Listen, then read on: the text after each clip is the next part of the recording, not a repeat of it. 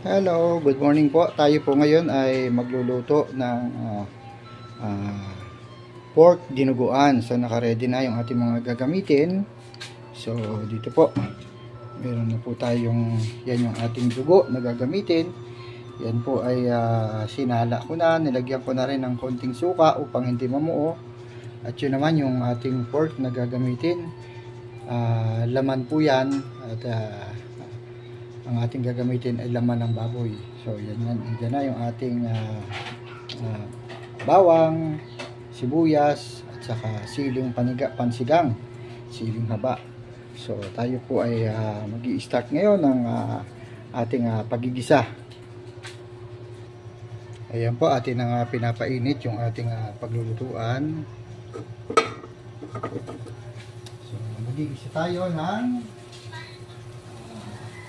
bawang at saka sibuyas. Ayan po yung ating bawang at sibuyas na ating gagamitin. Naka-ready na po yan. Ayan, painit lang natin bago natin lagyan ng mantika.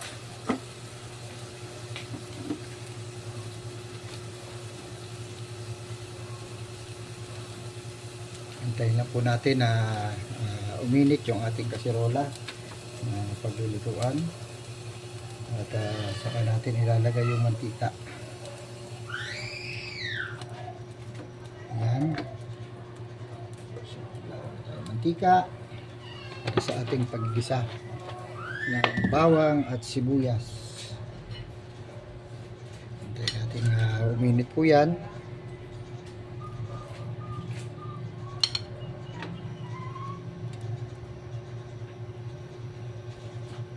Anyway, itong ating pong putahe na lulutuin na dinuguan ay yung parang style Batangas na luto. So ilalagay na po natin yung bawang. Sinagtad na bawang.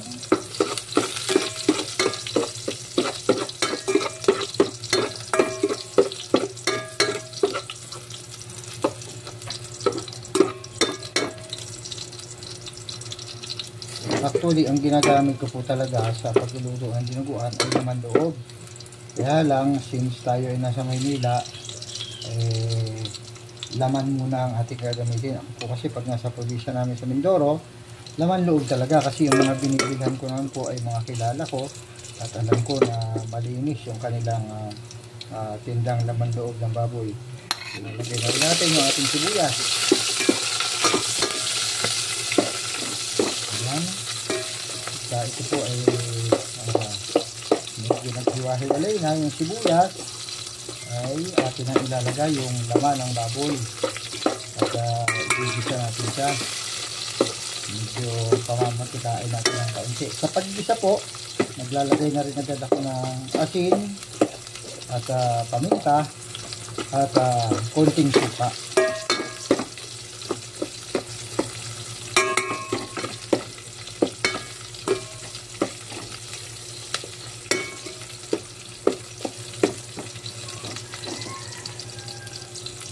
Ayan, hindi na mumula-mula ng bawang, atin na pong ilalagay itong ating laman ng baboy. May ang ginagamit ko po na laman ay hindi purong laman. Medyo hinahaluan, kumukuha rin ako ng parte na may taba. Sige.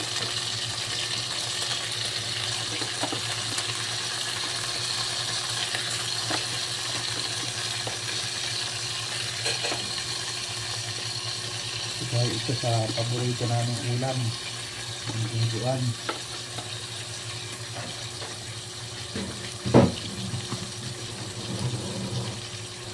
Ito pong recipe na ito ay naman ako sa aking papa. Siya ang nagluto sa akin ng mga paano ang pagluluto. Dahil mahilig pong magluto ang aking ama. Lalagyan natin to ng asin. Ito po yung ating asin.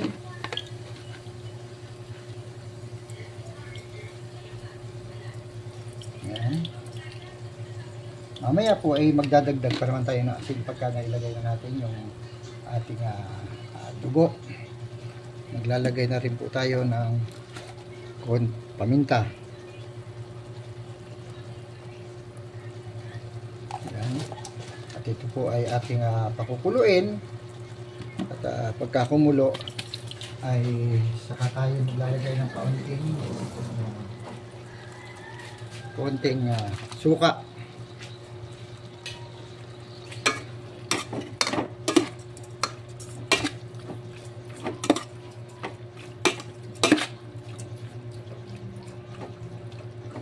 Ayan, hayaan muna natin siyang kumulo hanggang sa medyo magmantika siya ng konti.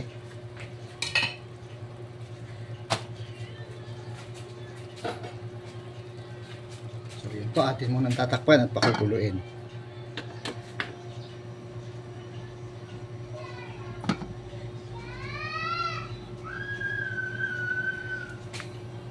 So sana po magustuhan nyo yung ating recipe ngayon at pwede nyo po itong gayahin sa inyong pagluluto sa inyong bahay.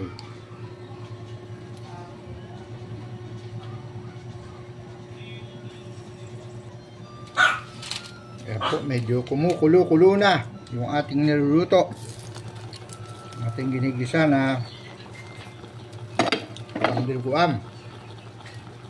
Haluin lang natin ng konti.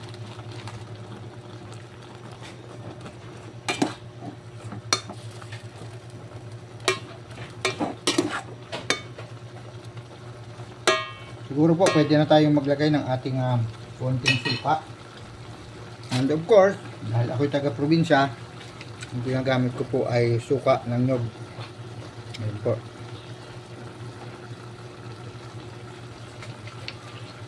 Konti lang kasi mamaya maglalagay ulit tayo. Pagbatanggal lang po ng plansa. Naglagay na rin ako ng konting suka sa ating dugo. So, kung hindi siya mamuo. So, yan po yung ating dugo. Ayan lang natin.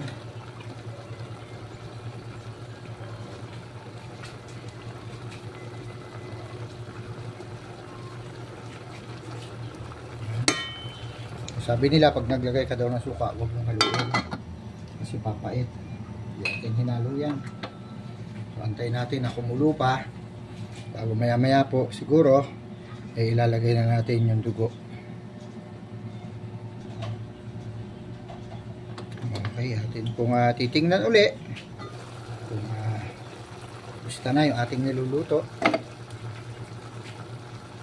Yan, palambot lang natin ng konti.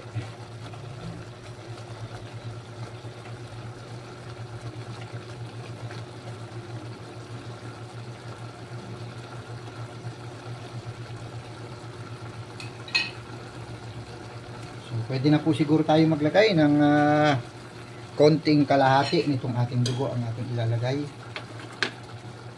Lagyan natin siya.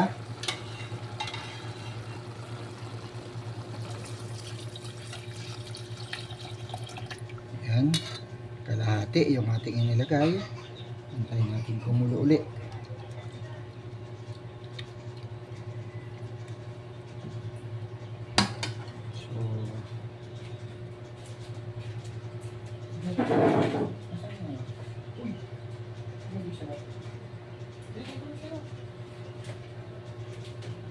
Pantay lang natin uling kumulo at palalambutin pa natin yung kaunti yung ating laman ng baboy. Ayun. So maglalagay din tayo ng ating pampalasa.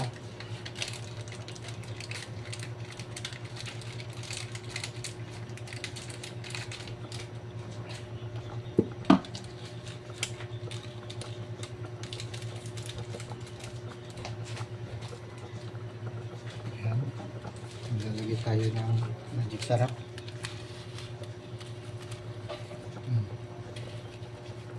Magic sarap, baka naman. Ayan po. Mag-i-short na po siyang kumulo. Ating haluin upang hindi mamuo yung dugo.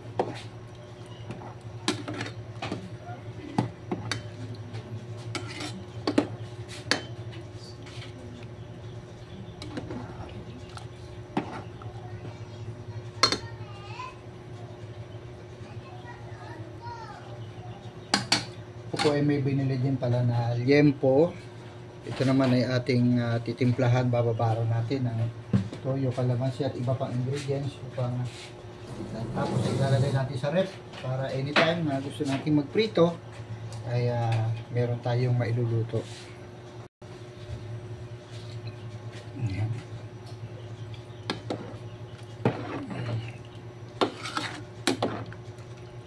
Dadagdag po tayo ngayon ng asin upang makuha natin yung tamang lasa na gusto natin. Ang pagdagdag po ng asin ay utay-utay lamang upang hindi naman lumabas na maalat. Yan, maya ay pagkulo ay ating titikman upang malaman natin kung sapat na yung alat niya, kung akma na sa ating panlasa.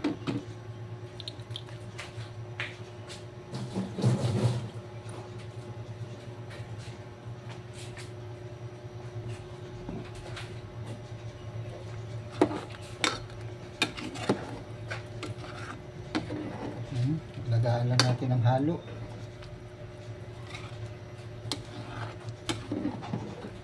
Maya-maya po ay pagkulo uli niya ay atin namang ilalagay yung natira pang dugo upang mag-mix na siya. Tuluyan na lumambot yung ating laman ng ating dinuguan. Meron din tayong inihanda na ilang pirasong siling haba at ito naman ay ating ilalagay din mamaya bago natin hanguin.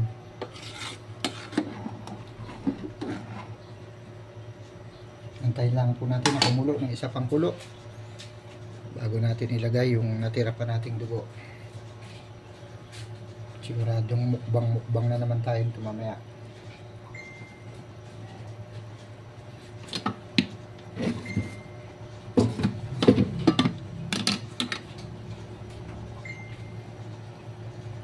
Ayan po, kumukulo na. Pwede na natin ilagay yung ating natira pang dugo. Lalat na po natin to. Yan. Alagaan na natin ang halo. Pagkulo po nito, titikman na natin kung okay na yung lasa, yung alat at yung asim. Kasi pag ako po nagluluto ng dinuguan, gusto ko yung medyo may konting kagat ng asim. So kung kulang yung asim, tayo ay magdadagdag siguro ng suka.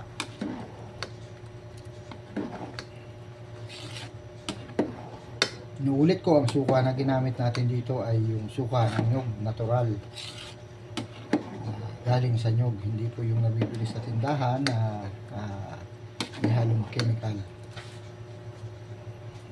Antayin lang natin siyang kumulo uli bago natin tikman kung okay na yung kanyang lasa.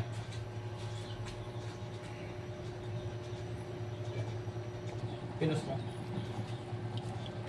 Ayan na po, kumukulo na po siya.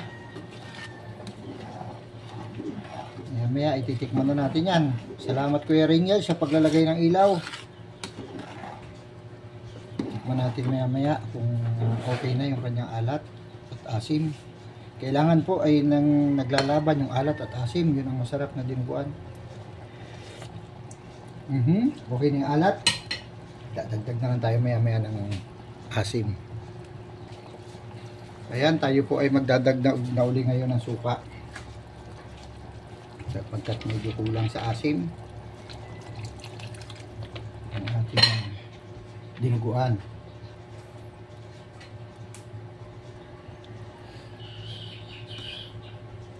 Hintayin natin kumulo bago natin tikman ulit.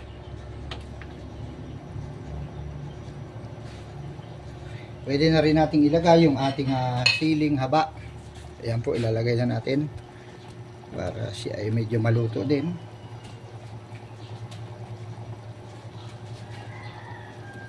Nating haluin dahil siya naman ay kumulo na.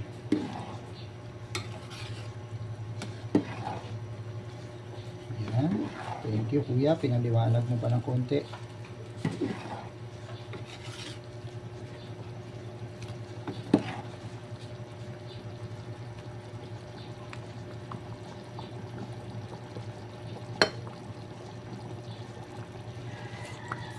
Ayan. Lumalaban na yung asim at yung alat. Ito ka pa rin maliit na maliit na Sampalok. Maliit lang ha.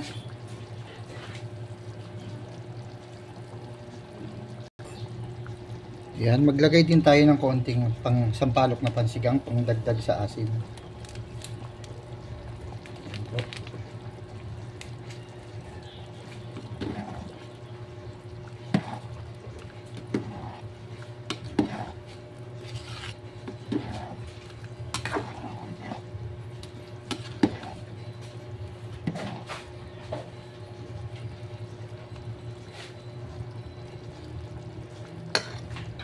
Muli tayo. Wow. Konting alat. Dagdag tayo ng konting asin. Ayan. Okay. Pagdagdag na tayo ng asin, tayo na lang natin siguro mga 5 minutes. Pwede na nating hanguin to. Pwede nang patayin. At kaya lang natin.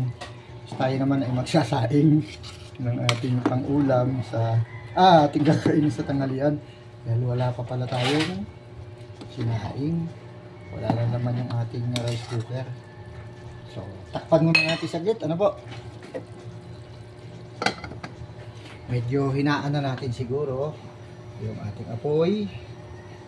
Ayan po, akin na pong hinaan.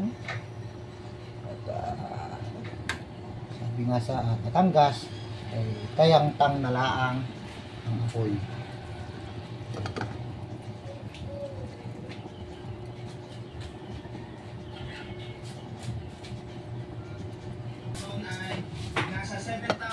Ayan, tuloy-tuloy po siyang kumukulo. Atin ding tikman pala yung laman kung malambot na nga at pwede na. Baka naman tayo pakulo ng pakulo at kung tinitikman lang natin ang sabaw, ang laman ay hindi natin tinitikman. Kung malambot na, baka naman matigas pa. So, titikman po natin. Ayan. Pwede na. Malambot na. So,